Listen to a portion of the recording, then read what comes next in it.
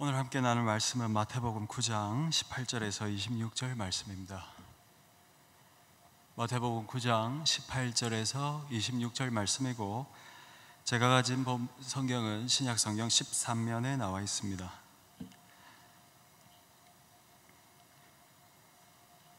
마태복음 9장 18절에서 26절 말씀을 제가 먼저 읽고 함께 교독하도록 하겠습니다. 예수께서 이 말씀을 하실 때에 한 관리가 와서 절하며 이르되, 내 딸이 방금 죽었사오나 오셔서 그 몸에 손을 얹어 주소서, 그러면 살겠나이다 하니, 12해 동안이나 혈루증으로 앓는 여자가 예수의 뒤로 와서 그 겉옷가를 만지니,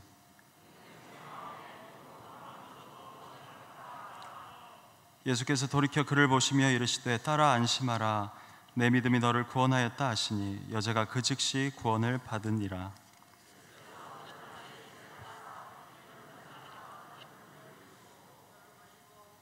이르시되 물러가라, 이 소녀가 죽은 것이 아니라 잔다 하시니 그들이 비웃더라.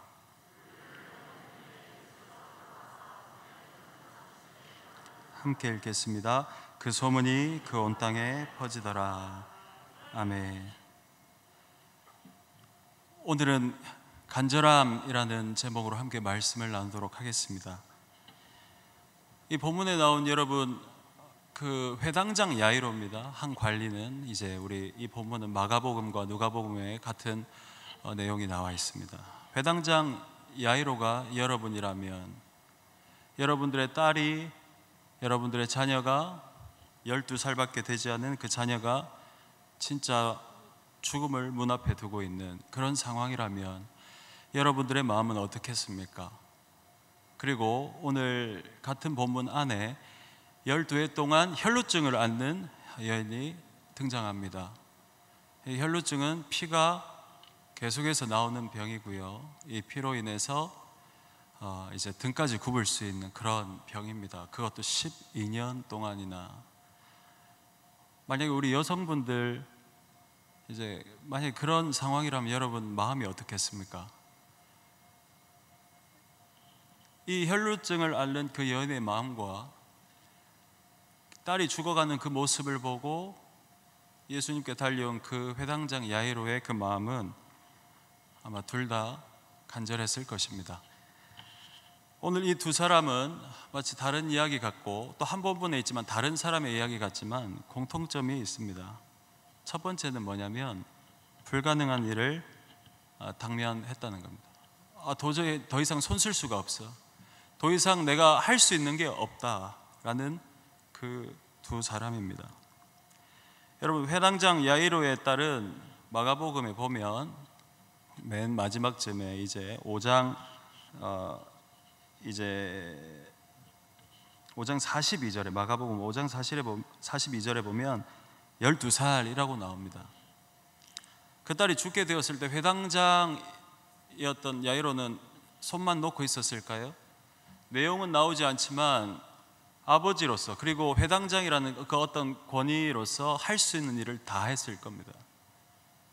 여러분들 같아도 그렇게 하시겠죠? 온 나라, 온 전국을 돌아다니면서 병원을 찾아갔을 거고, 유명하신 분들 자기 있는 모든 재산을 다 털어서 살리려고 하지 않았겠습니까? 저도 딸이 있는 아빠입니다.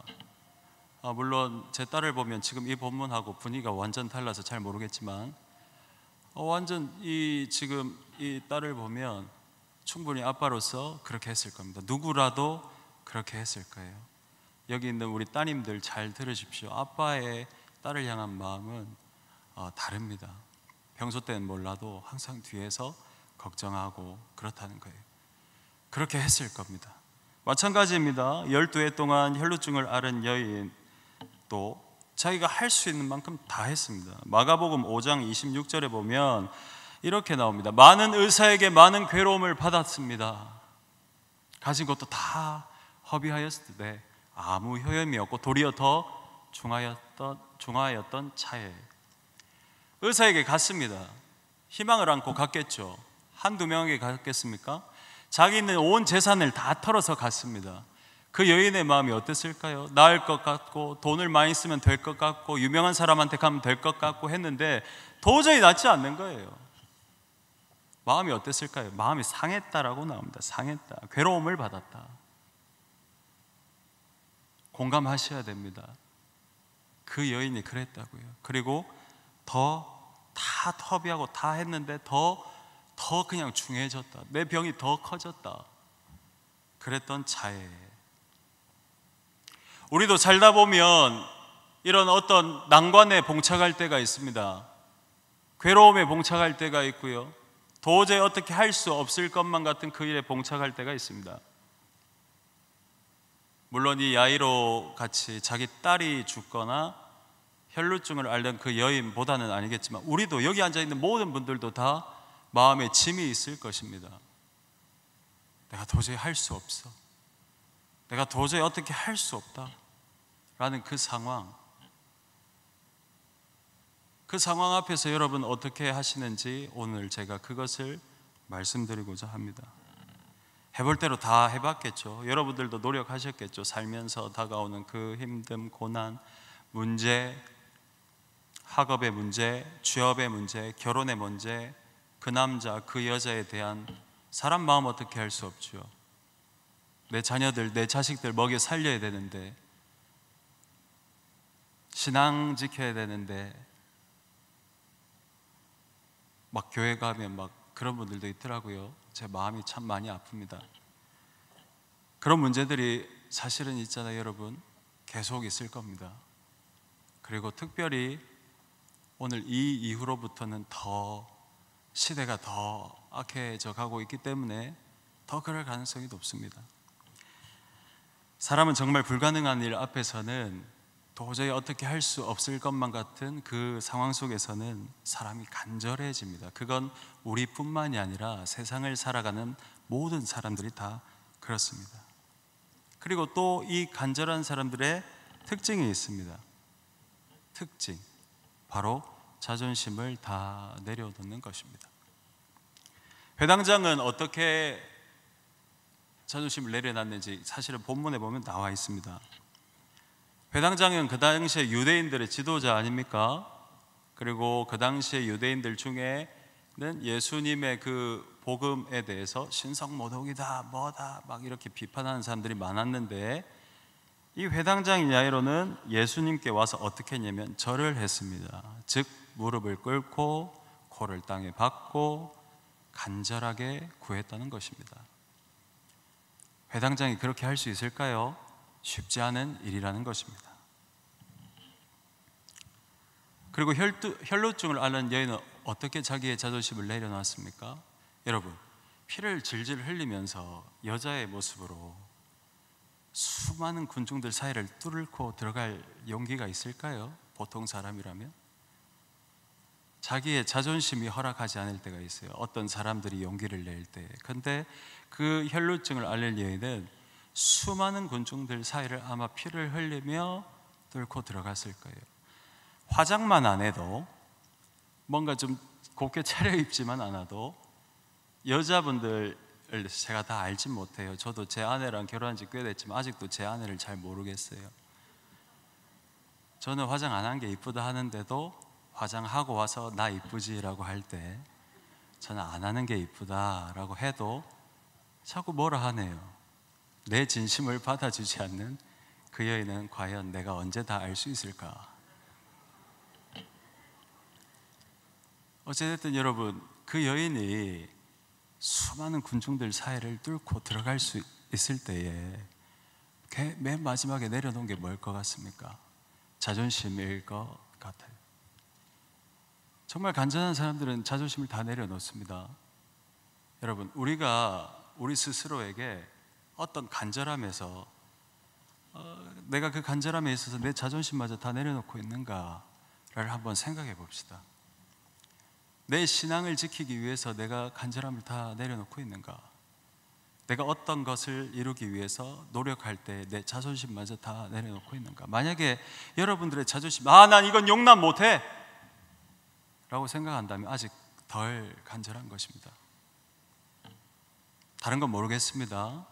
내가 여러분들의 삶을 다 모르니까. 하지만 한 가지, 우리 믿음과 신앙에 있어서는 여러분 간절함으로 살아가시길 원하고, 우리가 신앙을 지키고 믿음을 지키기 위해서는 여러분 자존심마저 다 내려놓을 수 있는 믿음의 사람 되시길 바랍니다. 저도 그 신앙 성도잖아요. 목사하고 성도인데 여기까지 오기까지 자존심을 내려놓아야 될 일들이 너무 많았습니다. 때로는 내 성격 있고, 저도 진짜 성격, 머리카락 보십시오. 보시면 보통이 아니잖아요. 진짜 막 어떨 때는 공식적으로 누군가와 한번, 야 이거 예를 들어서 도둑이 침입했다 그럼 제가 됐다 해가지고 이제 우리 정천원 목사님하고 둘이 가서 이렇게 한번 해보고 싶을 그런 생각도 있는데 뭐 풀 데가 없으니까 농담이고요. 제가 지금 너무 힘이 없어서 너무 우울하게 보이실까봐 좀 위트 있게 하고 있습니다. 자존심을 내려놓을 때가 있었습니다. 예수님 믿는다고 하는데 그 신앙생활을 하면서 이제 제일 사실은 걸리는 게 가족이었어요. 왜냐하면 이전의 내 모습과 변화되는 과정 중에 내 모습이 부딪힐 때가 있었어요. 그래서 제 동생과는 참 많이 싸웠어요. 제가 정말 부끄럽게도 대학생 때까지 싸웠고, 사실 싸웠다기보다는 제가 패했습니다. 마지막으로 제 동생, 제가 감사하게 우리 교회에서 어떤 행사가 있을 때 몇 번 초청해서, 우리 교회 너무 감사한 교회라서 제가 같이 예배도 드리고 했는데, 이전에는 마지막 싸웠을 때가 있었어요. 아직도 그날을 잊지 못합니다. 뭐 그날도 말다툼하고 있었어요. 저는 서 있었고 제 동생은 라면을 먹고 있었습니다. 저번에 말씀드렸죠. 라면 먹던 냄비로 머리를 내려 찍어버렸어요. 피가 나고, 저는 그 이후로 절대 제 동생에게 손을 대지 않습니다. 저는 그렇게 개같이 살았어요. 저 진짜 제가 봐도 무서웠고, 제가 그런 거를 이제 참 회개하고 지금까지 오기까지 손가락질 당했죠. 네가 교회 다니는 놈이냐고. 가족 안에서 내 모습을 잘 아니까. 여러분들도 가족 안에서 그렇지 않습니까? 우리 그 집은 다 교회 다니는데 교회에서의 엄마 아빠의 모습, 내 모습과 집에서의 모습이 다를 때, 뭐 저만 나쁜 놈인 것 같이 얘기하지만 여러분들도 뭐 비슷할 것 같아요.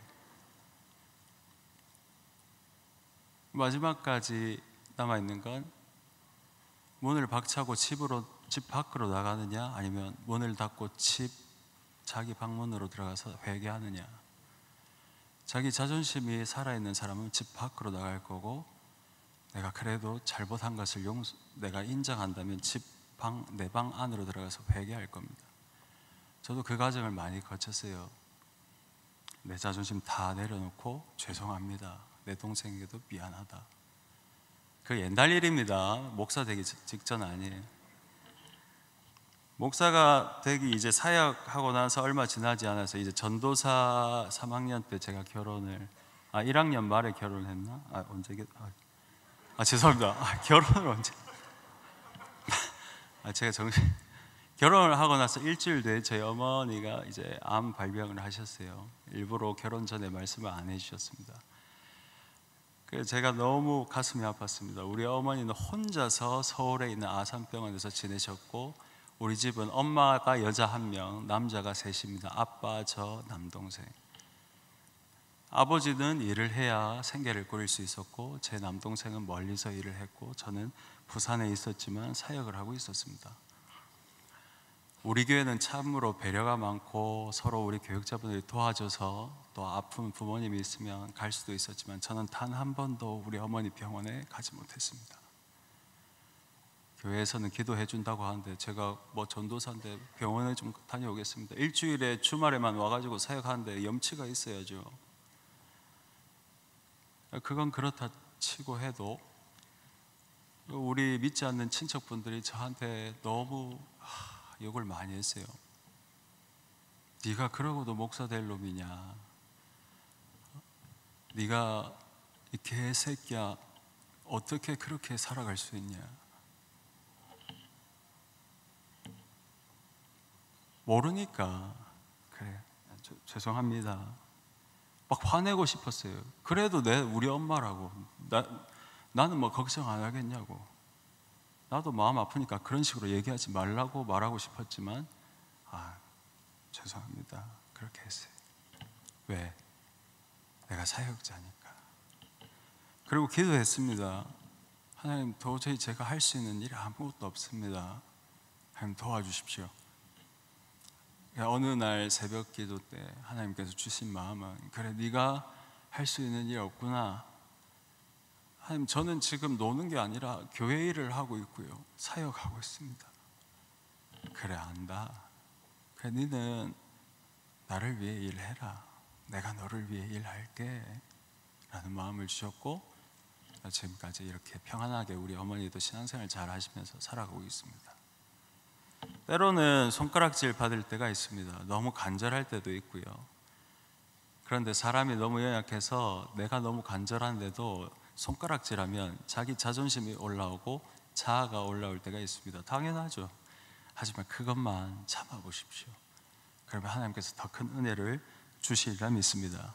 진정으로 간절하시다면, 여러분들이 정말 간절함 속에 무엇인가 바라고 있다면, 그걸 위해서 간절하게 기도하고 있다면, 여러분들의 그 자존심마저 내려놓고 간절할 수 있는, 정말 여러분 간절한 마음으로 신앙생활할 수 있는 여러분들 되시면 분명히 그 간절함이 우리를 예수님 앞으로 이끌어 주리라 믿습니다. 그리고 이 두 사람 가운데 또 공통점이 있었습니다. 감사하게도 간절함으로 인한 믿음이 있었다라는 것입니다. 간절함으로 인해서 이 두 사람이 예수님께로 나아갔다는 것은 참으로 복된 일입니다. 많은 사람들이 간절하지만 예수님께로 나아가는 자는 많이 없습니다. 회당장의 간절함을 볼까요? 예수님께로 나아갔습니다. 아까 말씀드렸듯이 무릎을 꿇었습니다, 회당장이.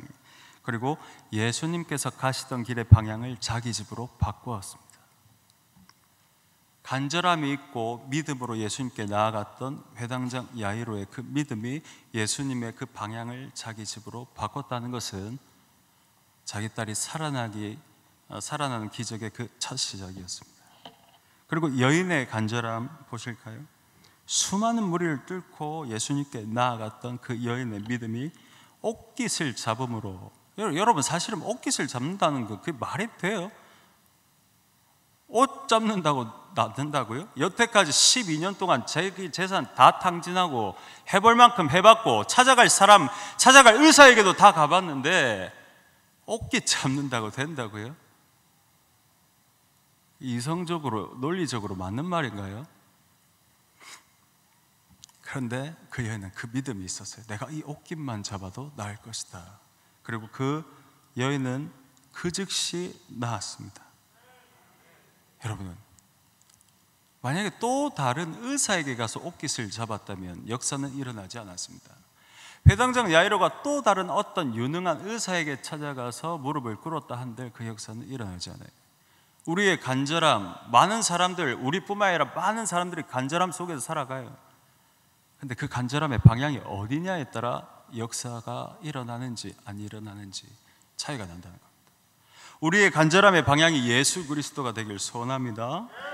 예수님께서는 이 두 사람에게 믿음으로 인해 병이 치유됐다, 너희들의 믿음 때문에 치유됐다 라고 말씀하셨고, 믿음으로 인해서 혈루증이 낫고 믿음으로 인해서 딸이 살아났습니다. 여러분들, 진정으로 불가능한 일 앞에 여러분들 간절하다면, 더 이상 할 수 있는 것이 없다고 생각된다면 여러분 믿으십시오. 예수님을 믿으셔야 됩니다. 예수님을 믿는 그 믿음 안에 역사가 일어날 줄 믿습니다. 제가 마지막으로 여러분들에게 다시 한번 강조하고자 하는 것은 우리의 간절함의 방향이 예수님께로 나아가야 된다는 것입니다. 아까 초반부에 말씀드렸듯이 모든 사람들이 다 간절합니다. 진짜 간절했으면 좋겠어요. 자기 자존심마저 다 내려놓도록. 간절한 사람이, 여러분, 왜 요즘에 경제가 어려우니까 주식도 하고 뭐 비트코인도 하고 그렇잖아요. 돈 많은 사람들은 그런 걸 투자라고 하지 않아요. 그냥 뭐 하는 거지. 그런데 진짜 여러분 자세히 보면 간절한 사람들이 막 그런데 하는 경우가 많아요. 저 안타깝게도 뭐 주식이 불법이란 건 아니에요. 뭐 주식 하신 분들 잘 됐으면 좋겠습니다. 잘 돼서 뭐 나중에 좀 한턱도 쏘시고 헌금도 하시고, 진짜 잘 됐으면 좋겠어요. 불법이 아니라면. 이제 제 주변의 사역자들 중에도 뭐 주식하는 사람들이 있고, 참 너무 간절한 거죠. 제 주변에 사역하다가 못하는 분들도 있습니다. 목사는 교회의 부르심이죠. 부르심이 없는 목사는 더 이상 목사로서의 존재의 가치가 없는 거죠. 마음이 아픈 경우가 참 많아요. 교회도 많이 문을 닫고 예배도 줄이고, 예배가 줄어들면 어떻게 되는 줄 아세요? 현실적으로 직원을 자르고 목회자를 자릅니다. 그게 현실이에요. 그리고 그런 현실 속에 살아가는 제 동기들도 있습니다. 근데 그 친구가 이제 뭐 어떤 분들이 주식을 한다 하더라고요. 뭐라고 할 수는 없었어요. 마음이 그냥 아팠을 뿐입니다. 근데 여러분, 그렇게 간절한 그 방향이 주식, 비트코인 뭐 이것저것 해서 잘 되면 참 좋아요. 뭐 좋겠습니다. 그랬으면 좋겠어요. 근데 그 간절함이 이루어집니까? 쉽게? 잘 되던가요? 여러분, 세상은 있잖아요. 저도 살다 보니까 여러분들 더 오래 사셨겠지만 세상은 냉정합니다. 여러분들의 간절함에 관심 없습니다. 세상은 여러분들의 간절함에 관심 없다고요. 여러분들이 아무리 간절해도 세상은 관심 없다니까요. 다 자기 살려고 하죠. 여러분들의 간절함을 들어주는 어떤 존재가 있던가요? 여러분들이 그토록 바래왔던 그것들이 다 이루어지던가요? 세상이 그렇게 호락호락 하던가요? 아니라는 거죠. 좀 더 나가서 그 간절함을 이용하려는 사람들은 있겠죠. 그래서 사람들은 헛된 곳에 간절하면 배신당하고 후회만 남습니다. 여러분, 그래서 제가 다시 한번 마지막으로 강조하는 것은 우리의 간절함이 그 사람, 그 일, 주식, 석식, 조식, 야식, 그런데 집중이 되면 안 되고요. 우리의 간절함이 오직 예수님께 집중이 돼야 됩니다. 우리의 간절함의 방향이 예수님께로 나아가야 돼요. 여러분, 주식하지 말란 말 아니에요. 해서 잘 됐으면 좋겠다고 제가 분명히 말씀드렸어요. 그래서 혼자 먹지 말고 같이 좀 나눠주는 아름다운 세상이 좀 되고 그렇게 하면 좋을 텐데, 그런데 그 간절함의 방향이 예수님께 나아가야 돼요. 간절하셔도 됩니다. 어떤 문제에 대해서 고민하셔도 돼요. 근데 그 고민의 방향을, 그 고민을 가지고 예수님께로 나아가야지 세상으로 나아가면 안 돼요. 또 어떤 간절한 사람들은 그 간절함이 감정으로 분출될 때가 있습니다. 분노하고 원망하고. 그 간절함이 교회, 복음, 영혼이 아니라 세상 밖으로 나아가는 사람들도 많이 봤습니다. 이해하시고 공감하실 거예요. 너무 간절하니까 오히려 분노가 생기는 거예요. 너무 간절하니까 원망이 생기는 거죠. 너무 간절하니까 목사님 저 또 교회 못 나가겠어요. 나 이해가 안 돼요. 간절함의 방향이 잘못됐다는 거예요. 자꾸 헛된 데에 집중을 하니까 자꾸 후회만 남기는 거예요. 왠지 아세요? 해도 안 되는 걸 계속 반복하고 있는 거예요. 회당장 야이로도 그렇고 이 여인도 그렇고 할 만큼 했어요. 재산 다 탕진했어요. 이 여인. 회당장 야이로는 다 찾아갔을 거고, 이제 딸이 이제 죽었어. 예수님께 찾아왔을 때는 죽기 직전이었고 이미 돌아갔을 때는 죽었어요. 할 만큼 다 했다니까요. 근데 마지막으로 이 두 사람이 복됐던 것은 그 마지막에 간절함의 방향의 끝이 예수 그리스도였다는 거예요. 우리의 간절함의 방향은 예수님께로 나아가야 됩니다. 그렇기 때문에 기도하라는 거예요. 그냥 교회 다니니까 기도하십시오, 교회 다니니까 간절하게 부르십시오, 이게 아니라 그게 답이기 때문에 말씀드리는 거예요. 우리의 간절함이 세상을 향하고 있다면 그 삽질입니다. 하지만 예수님을 향한다면 그게 바로 믿음이에요. 믿음으로 사시길 바랍니다. 만약에 회당장 야이로의 딸이 예수님께서 딱 이렇게 말씀하세요. 제가 그냥 가정하는 거예요. 그래, 내가 너희 집에 갔다, 그리고 내가 기도했다, 그리고 1년 뒤에 나을 거다. 이건 확실하다. 자, 1년 뒤에 나을 거다라는 야이로의 그 반응은 어떨까요? 아, 예수님께서 1년 뒤에 낫게 해줘. 이건 확실하다. 그럼 어땠을까요? 야이로의 마음이. 전 그래도 믿었을 것 같아요. 뭐 더 이상 할 수 있는 게 있어요? 혈루증 여인이 딱 옷깃을 잡았는데 예수님이 그걸 딱 알았어요. 알긴 아셨어요. 그리고 네 병이 5년 뒤에 나을 거다. 걱정하지 마라. 이래 했으면 혈루증 여인 어땠을까요?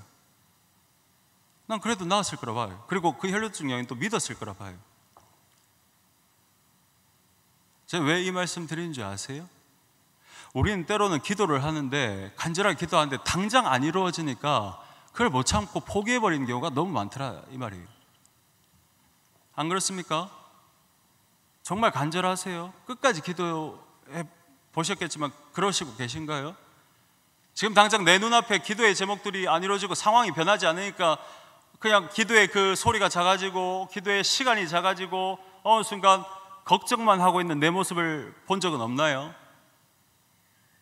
예수님께서 1년 뒤에 이걸 이루어줄게 하면 여러분들 포기하실 겁니까? 5년 뒤에 이걸 이루어줄게 하면, 여태까지 12년 동안 알아왔던 그 병이 5년 뒤에 나을 거라 하면 그 포기하실 거예요? 예수님 못 믿겠다, 에이, 이렇게 하실 겁니까? 나 같으면 믿어요. 12년 동안 고생했는데 5년을 못 참습니까? 딸이 죽었다가 살아나겠다는데 1년을 못 참겠어요? 우리의 믿음이 1년, 5년밖에 안 돼요. 나는 확신합니다. 예수님이 그렇게 말씀하셨더라도 회당장 야이로와 12해 동안 혈루증 앓은 여인은 5년 뒤, 1년 뒤를 참았을 것입니다. 때로는 그 간절함이 너무 우리를 조급하게 만들 때가 있습니다. 때로는 정말 이거 좀 빨리 바로 돼야 되는데 그게 끝인 것만 같고, 이거 안 되면 모든 게 다 끝나버릴 것 같은 그런 상황 속에 있는 분들도 계시겠죠. 하지만 이미 말씀에 다 나와 있지 않습니까? 죽은 자도 살리신 예수님께서 우리의 기도를 그냥 흘려버리시겠습니까? 죽은 자도 12년 동안 혈루증을 앓은 여인의 그 병도 낫게 하신 예수님께서 우리의 이 아픔을 모른 척하고 고아처럼 저 멀리 내버려 두시겠습니까? 여러분들은 어떤 믿음으로 예수님을 믿고 계십니까? 여러분들의 간절함은 어떠한 간절함입니까? 우리의 간절함이 예수님께로 향하고 있다면 그냥 믿고 기다리십시오. 그러면 하나님께서 역사하실 것입니다. 내 눈앞에 지금 당장 아무 변화 없을지라도 믿음으로 서서 나아갑시다 라는 그 찬송가 있잖아요. 이 눈에 아무 증거 갑자기 까먹었네. 믿음만을 가지고서 쭉 나가면 됩니다. 제 삶으로 여러분들의 그 어떤 마음에 감동을 줄 수 있을지 모르겠지만 저도 진짜 이게 끝이다, 나 끝이다, 도저히 어떻게 할 수도 없다 했던 적이 있었어요. 그런데 지금 저는 이 단에서 이 영광스러운 주님의 교회, 우리 세계로 교회에서 여러분들 앞에 감히 제 연약한 이 천박한 사람이 와서 설교를 하고 있습니다. 하나님 살아계세요. 그걸 믿습니다. 여러분들의 간절함의 방향이 예수님을 향하는 이번 한 주 되시길 바라고, 정말 내가 먼저 간절한가, 두 번째 간절함을 통해서 내가 믿음으로 살고 있는가, 내가 끝까지 예수님만을 의지하는가, 이 세 가지만 기억하십시오. 그래서 믿음으로, 때로는 뭐 한 달 뒤, 1년 뒤가 될 수 있지만 어떻게 보면 바로 그 즉시 역사가 이루어질 수도 있는 거예요. 그건 하나님께서 원하실 때에 이루어지는 겁니다. 우리는 우리가 원하는 대로 기도하지만 하나님은 하나님의 때에 가장 좋은 때에 가장 좋은 것으로 채워주시는 분이심을 믿으시길 바랍니다. 그렇기 때문에 믿음으로 살아가는 이번 한 주 되시길 바랍니다.